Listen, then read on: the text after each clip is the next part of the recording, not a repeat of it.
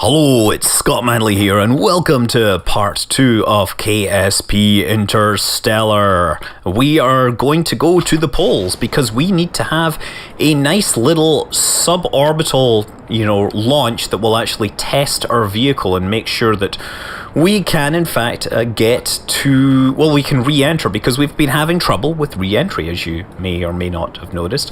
Or we've been testing deadly re-entry, and we need a bit of work, let's say. So, while we're here, you'll notice a few other things going on. First of all is this really interesting icon here. This is life support monitoring.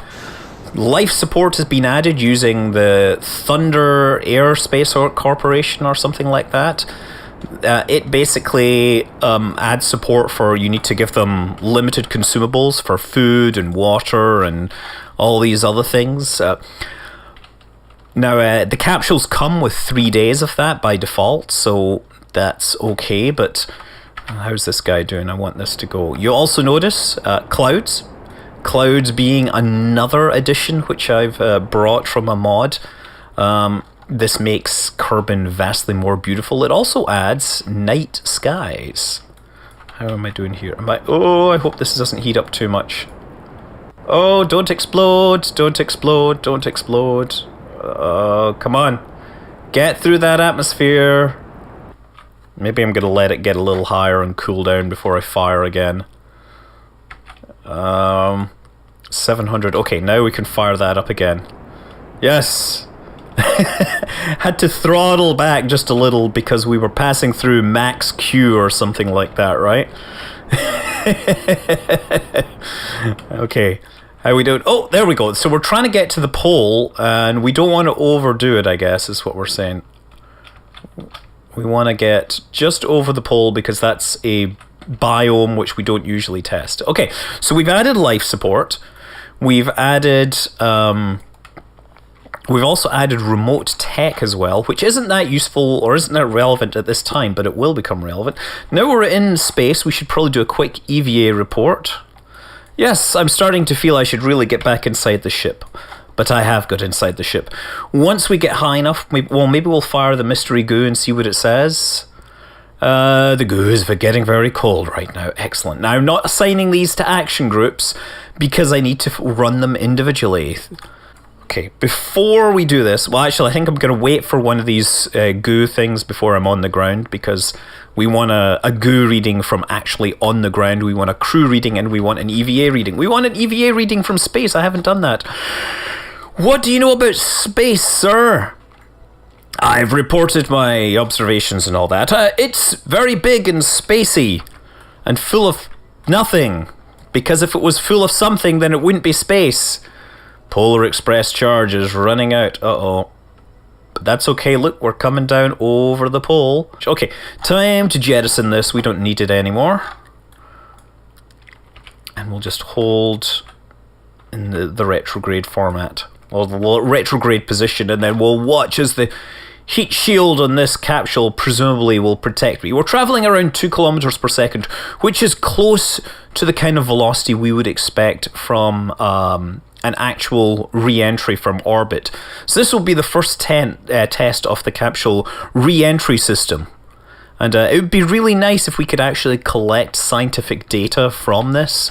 That's what I would like to see, that flying things around actually made all the difference, but not in this case. Please don't explode on me. There, we see ablative heat shield is decaying.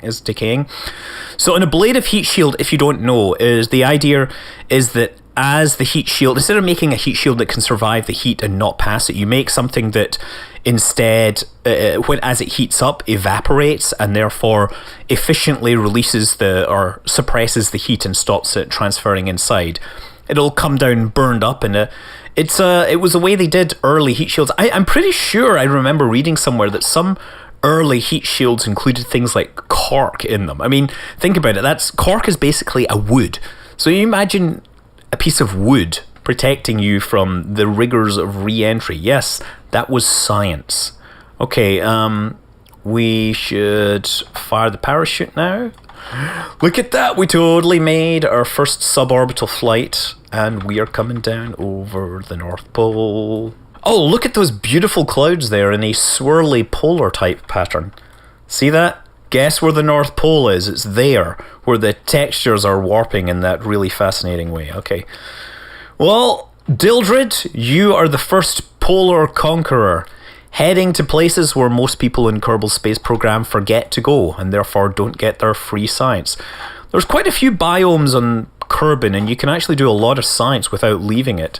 So I'm going to do some observing the mystery goo, and we get 3 while observing it from the ice caps. Great. Well, that's better than nothing. And EVA, sir.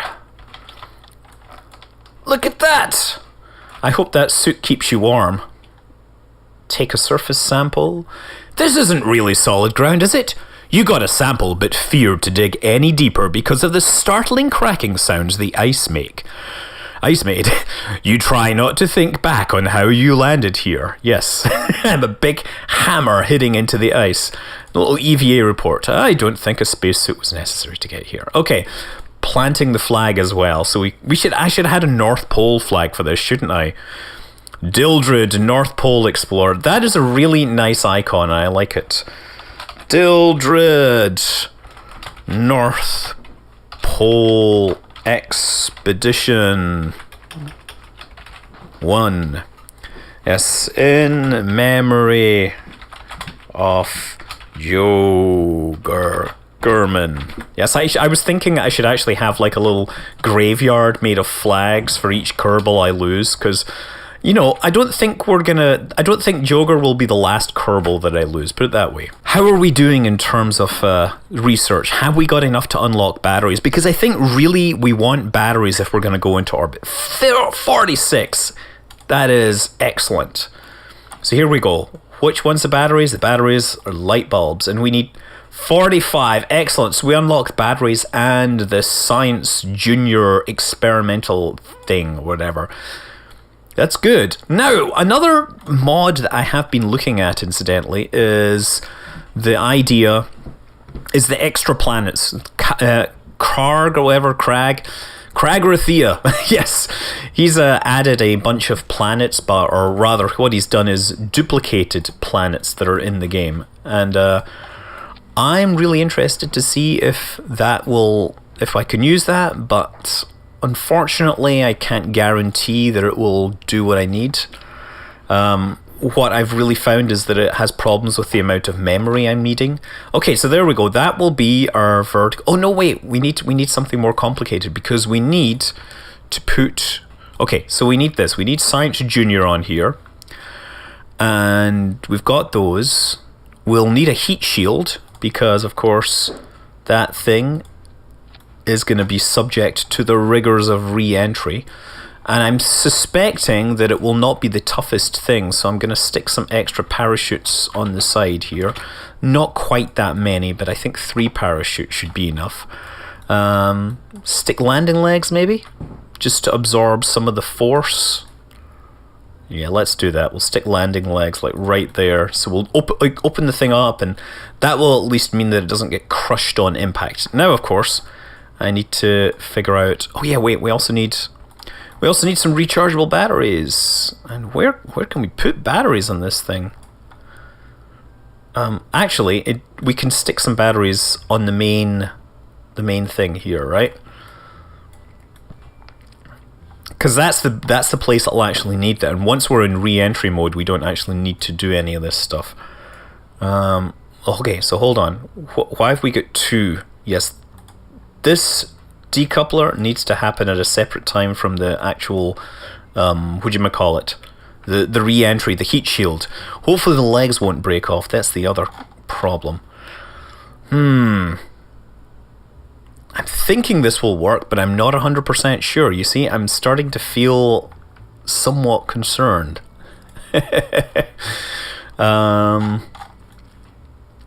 Is there anything else I want to attach to this? Oh yeah, we could add a comms dish this time, because we can expose it during launch. Okay, one of those on the side, and okay, we'll make this a 3-way symmetry, and then I'm going to use a trio of booster rockets, of solid boosters, just to make sure that with this extra mass, I can in fact make it to orbit. This will be totally overpowered, but as long as it's not so overpowered that it destroys itself on liftoff, I should be fine. Okay, so bring this down, fire those, fire that.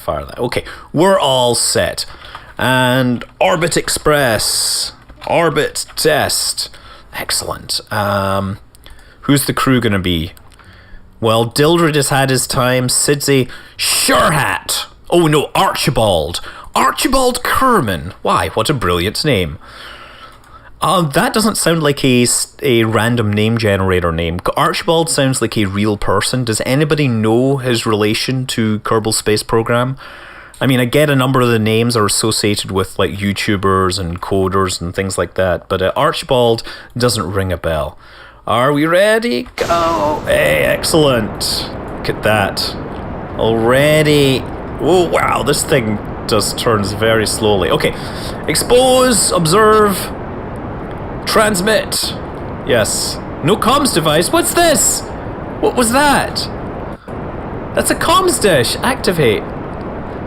What are you on about? This thing should work. Review date. Oh, what happened there? It just blew off. Great. Okay. Oh, yeah. That's great. Now I'm really in trouble here. I'm shooting out of the atmosphere at quite a ridiculous... Quite fast. Okay. I need to start turning this over. Okay, so much for transmitting science. I'm gonna reset the material base since I can't actually use it. This is actually, without the wings for steering and without any RCS, this is actually quite hard. Okay, so this is going to be like the worst orbit insertion in my entire career. But as long as I have enough fuel, I should be fine. Okay, 64. I'm just going to aim to go sideways and we should make it just fine. 100% thrust. We're getting there.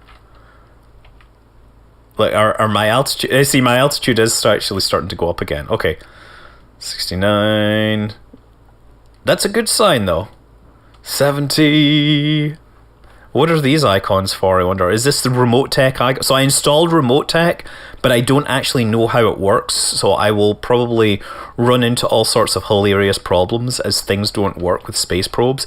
But you know what? That will probably be very entertaining to watch me actually try and learn this stuff without knowing what I'm really doing. Look at Kerbin from night. It is a beautiful gem of a world covered with cities that only show at night for some reason. Which is really interesting. Consider their fascination with space. You would think they would be less interested in things like lights that block out the sky. So have I got a observe mystery goo from this location? Yeah, I get 10 science for that. This is probably because it's over water. I'll probably do the next one when I'm flying over the desert. Unfortunately, because I went and jumped out, I totally lost my maneuver node, which is great. I'm not sure I actually have enough fuel to get into orbit because of that terrible launch approach. But as long as I don't run out of fuel before I get into orbit, I should be fine. It says 9 seconds. I think this will work just fine. Look at that. We're coming up on White Blob City there. I'm not sure what we'll call that. But it is no doubt a great and thriving metropolis, home to the inspirations and aspirations of this world or whatever. They're all watching this on TV, hoping that I don't die horribly, because they too want to dream to become astronauts rather than Kerbal accountants. Whoever dreamed of being an accountant? That's a terrible thing. There are accountants that are cool people, I know, but, you know, you don't see many video games about, look at the intricate traffic patterns that are there. It's amazing how this stuff is only visible at night. Okay, so we should have enough electric charge to get around and do an orbit. I want to travel over to where... I want to travel over to an interesting location, I guess. And... is that... I will wait until I'm over land. There. If I do an EVA from here, will it give me more details? It does give me more details. So actually, you know, if you keep doing this... okay. Oh, bored anyway. Okay. Oh, Kerbin's water. No, I want to get off over the water again. I can't see anything. There, we should be away from the water now. Let's try that again. So by doing this over different biomes, over the highlands, yeah, so we've got that data. We'll keep that. I guess I'll expose my science bay, observe materials bay. And I get 25 science from this. That's excellent. Keep that data. And we've observed a mystery goo during launch, but we'll keep another one. I guess I can observe this one now. And it should get me... it gets me 10. Excellent. Keep that data. So the other thing I think I can try doing is travel around to apoapse or periapse and boost my orbit up. Maybe I can get like a high altitude. Oh wait, is this this isn't the desert. No, I'll wait until I'm over the desert. That's the other thing I could get science for. Okay. So what I want to do now here is I'm going to boost my orbit up, and if I can get high enough, maybe I can get some high altitude science done. But I want to be sure that I actually have enough fuel left to come back to Kerbin, because being stranded in space with a limited life support would require a whole rescue thing, which might make for an entertaining episode, but right now I'm only... I don't know. Right now I'm not planning this at all. If this works, this is great. If not, that's what'll happen. 300... oh yeah, we're totally going to get up into a sort of high-ish orbit. There we go. Look, he'll be higher than any Kerbin has ever been before. All those other Kerbins only did low-altitude experiments. Even... they never went far from home. Let's see if I can get a quick EVA report. And see if this is a different area. EVA report. Yes, keep data. Board. Oh, excellent. High over Kerbin. EVA. So we should go all the way out, actually. We'll go out to like 1,000. In fact, I'm going to discard this goo report because I think I can get a higher... or maybe I can get a different goo report here, right? So reset goo canister. Observe mystery goo. The goo feels right at home. Well, that's excellent. And we are reaching to... we're reaching to the limits of our orbit. What is our life support situation? We still have 2 hours worth of electricity left, during which I'm going to perform a deorbit burn about here, of course. And I don't want to do it too aggressively. 58 kilometers. That'll hopefully carry us on to the daylight side. What I don't want to have happen is have this go early. Okay, 46. I don't know how to judge this thing with what's its face with a deadly re-entry and ferrum. If I go too early, I could skip out of the atmosphere. If I go too late, I could be in trouble. Okay, that is the burn, and I gotta make it in 11 minutes. Okay, that's close enough as far as I'm concerned. Doesn't really matter. Okay, that's really interesting. It looks like somebody's writing on the planet there. And what's my final? 38. Okay, so that's a good approach vector. Again, so here's the thing with deadly re-entry. You don't want to go too steeply into the atmosphere because it means you will heat up faster. And coming in low over... beautiful sunrise approaching. Look at that, huh? You know he's coming home because he's got that marvelous sunrise to greet him. Okay, we're almost... so I'm just going to transfer some power. Have we get any power? Yeah, we get plenty of power. I'm just going to ditch this stage. There we go. So now the question is, will this landing gear survive the re-entry? Because it's sticking out behind this heat shield, and I'm not sure how good the mechanics is. Also, look at the speed. Orbital speed is like 2,700, so we are actually going very fast. We're going at almost the velocity that we would have for returning from the moon. Look at the I love the way that thing is just spinning around across the disk of the sun. It's real. I love like chaotic motions you see from some of these objects as they, descend or whatever, as they get caught up in the air. Okay, so this is the deepest that we're supposed to go. In fact, we're sliding back out again. Uh-oh, this is a problem. This is a serious problem. I totally overestimated the braking power here. And we now have 8 minutes of electricity left. Uh-oh. That is meaning he's going to be out of electricity before he comes around for the next pass. Problem. Okay. Archibald, how long can you hold your breath for? Because I totally messed up the re-entry with this. This is what happens when you switch things around. You just like lose understanding of all this stuff. I knew I should have transferred that fuel over. Okay. And another orbit. We can just totally zip through this. Appreciate the planet Kerbal one more time. Now, just because we run out of electricity doesn't mean that we actually die. I think we can survive a certain amount of time before it kills us. But I don't know how long that time is. The documentation will no doubt tell me, but I don't know. We're going to find out. Archibald Kerman may get back to the surface and find out that he's in trouble. Maybe it just turns out that he has to kind of like, manually pump the sewage or something. But I don't really know. Okay. And I don't have any power to reorient the capsule or anything. So we're going to have to rely on the static stability of the object under the forces of re-entry and everything. I'm hoping the heat shield is heavy enough to keep it pointing downwards. 22 minutes! You've been dead in the space for 22 minutes. But you have plenty of oxygen. I just don't know how this stuff is circulating. What is the power used for? Like heating and cooling?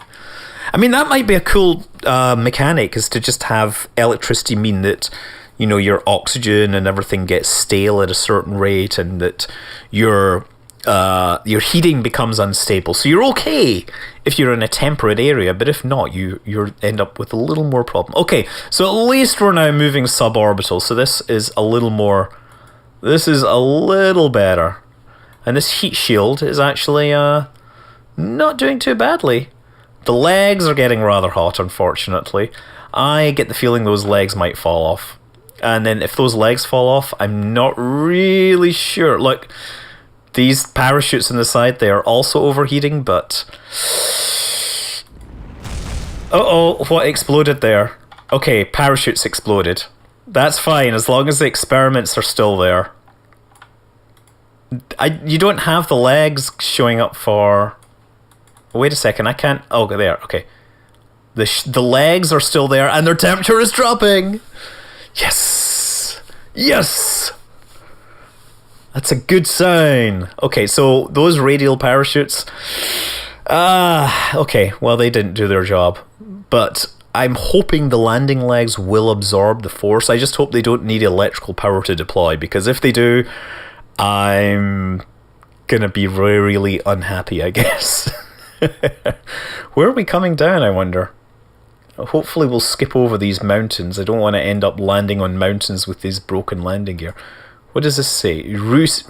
Allow crew respawn? No, I want permadeath. Give me the permadeath.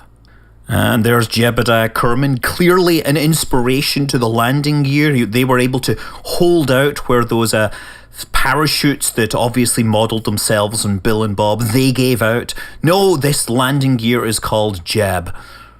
And I should make it clear, I'm not going to talk about that little parachute on top, because that little parachute is the parachute that could actually slow us down to a safe landing.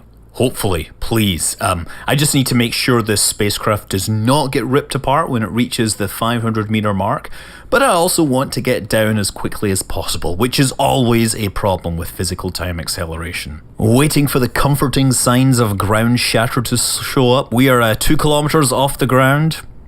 Yes! Are we going to get back with our precious cargo of science? Will the landing gear absorb the force, or will they break? They survived re-entry. Surely they can survive the force of this impact. Come on, Archibald. Hold tight. Hold on to something, you're about to hit the ground with a bump. Ah, excellent! There you go, sir. Archibald Kermit, explorer extraordinaire. Get an EVA report. This is the most precarious situation. Okay, keep that data. And then EVA again. I'm totally cheating with this spam. Okay, what can we get here? Can we get a surface sample? This is dirt and grass and some small rocks. You suspect this isn't going to be much of a groundbreaking discovery. Keep that data. EVA report, and don't think a spacesuit, etc., etc. And plant flag. Archibald Kerman. You are the first Kerman to have explored the orbital space around Kerman. You went to space, you went high, and you came back. How does it feel? 'Tis a great day in Kerbal history, and you will be remembered for years to come. I'm Scott Manley. Fly safe.